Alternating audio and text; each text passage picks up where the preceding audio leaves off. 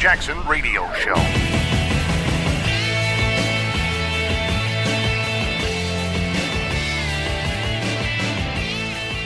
Greetings and salutations. You are tuning into the Kevin Jackson Radio Show, and of course, I'm guest hosting for the day. This is Brett Siegel, the Disgruntled Millennial. You can get me at dmpodcast.com or at Shaq General on Twitter. You can also get my Facebook, The Disgruntled Millennial. We got a lot of activity going on there. A lot of activity. You can get the latest on the news. You can get the latest on the latest memes, all the latest tropes that the leftists are going out there and doing. One of the things that we do is we actually put the leftist articles out there on my Facebook, on the Disgruntled Millennial Facebook. We don't sit there in our echo chamber like the Democrats do, criticizing the other side based on absolutely nothing, based on our caricature of the other side. No, we let the other side do the talking. We post things from the New York Times. We post things from the Huffington Post. We post things from Washington Post.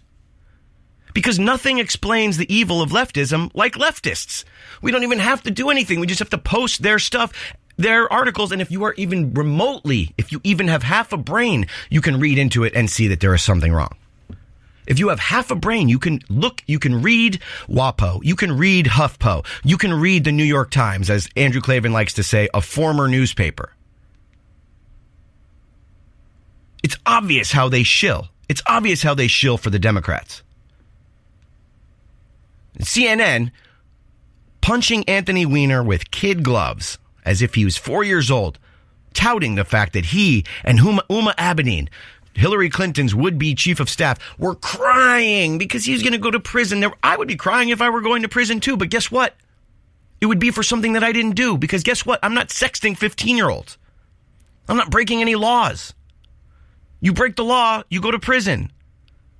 That's the way it is, especially as a leftist. As a leftist, you constantly are calling for people to go to prison, for conservatives to go to prison, for the things that they think. For the things that they think, for the way that they conduct their own lives and their own businesses. You think that a woman should go to jail for not serving a gay couple a wedding cake. You think that conservatives should have to lose their lives and pay fines, extravagant fines, $150,000 for this one baker, practically put a mom-pop baker out of business. You hear from the leftists, oh, buy local. Not if you believe in traditional marriage. You believe in traditional marriage, your business needs to get got. Except a powerful man in his 50s sexually harasses a young girl.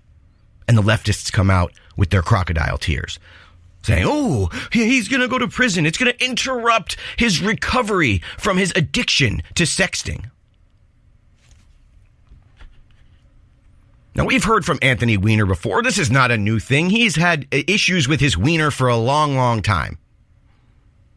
He's had issues keeping his wiener in his pants for a very, very long time. Now, if you think this is new, and if you think his apology means anything, well, listen to one of his old apologies, because this isn't the first time he was caught sexting and harassing young folks, young people, minors, people who can't consent legally. I'd like to take this time to clear up some of the questions that have been raised over the past 10 days or so, and take full responsibility for my actions. At the outset, I'd like to make it clear that I have made terrible mistakes that have hurt the people I care about the most, and I'm deeply sorry. I have not been honest with myself, my family, my constituents, my friends, and supporters, and the media. Last Friday night, I tweeted a photograph of myself that I intended to send as a direct message as part of a joke to a woman in Seattle. Once I realized I had posted it to Twitter, I panicked. I took it down and said that I had been hacked. I then continued with that story, to stick to that story, which was a hugely regrettable mistake. This woman was unwittingly dragged into this and bears absolutely no responsibility. I am so sorry to have disrupted her life in this way. To be clear, the picture was of me, and I sent it. I'm deeply sorry for the pain this has caused my wife, Huma, and our family, and my constituents, my friends, supporters, and staff. In addition, over the past few years, I have engaged in several inappropriate conversations conducted over Twitter, Facebook, email, and occasionally on the phone with women I have met online. I've exchanged messages and photos of an explicit nature with about 6 women over the last 3 years. For the most part, these communications took place before my marriage, though some have sadly took place after.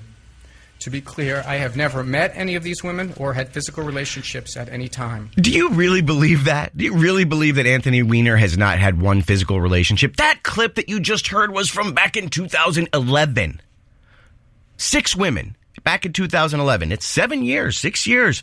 That's a long time that's a long time to keep it in your pants if your name is Anthony Weiner. 7 years, and he just got caught for another 15-year-old. I guarantee you that this is a thing for him, and it has nothing to do with him being sick. It has nothing to do with him being addicted to sexting. It has to do with him being a Jack Wang. A powerful man in his 50s, a former congressman, husband of a would-be White House chief of staff, sexting with a minor, sexting, sending creepy nudes and eliciting sexual favors, a Democrat,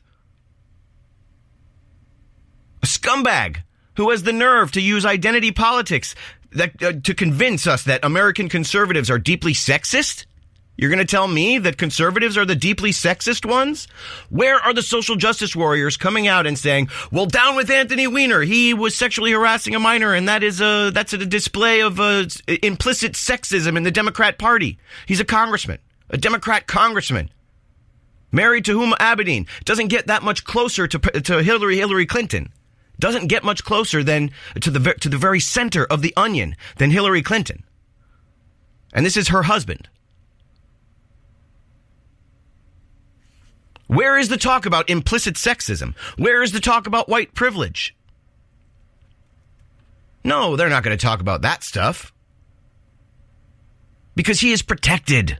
He's protected by the leftists. They're not going to turn on their own. They're not going to turn on their own like we do. I'll tell you something. If a conservative, if Ted Cruz, if it was found out that Ted Cruz was sexting with a minor, I would send him right under the bus. I'm sorry. I would. You can't be a good guy and do what the bad guys do. You cannot be I will say that again. You cannot be a good guy and do what the bad guys do. Anthony Weiner is not a good guy. He does what the bad guys do. And all the people who are protecting him, they're not good guys either. They're not good people either. The people trying to protect him from his prison sentence, based on the one time he got caught. 7 years ago, he admitted to doing it with 6 other people. Now, you don't know how deep this goes. You don't know how far this goes. His lawyer must be getting paid a lot of money. I mean, I know that's what he's paid to do, but I mean, I don't know how some of these people can look themselves in the mirror. And I think this goes to show something deeper. And we're going to talk about that in the next segment. We're going to talk about how this illustrates something way deeper about how the left is relentlessly trying to sexualize your young girls. We'll be right back. This is the Kevin Jackson Radio Show.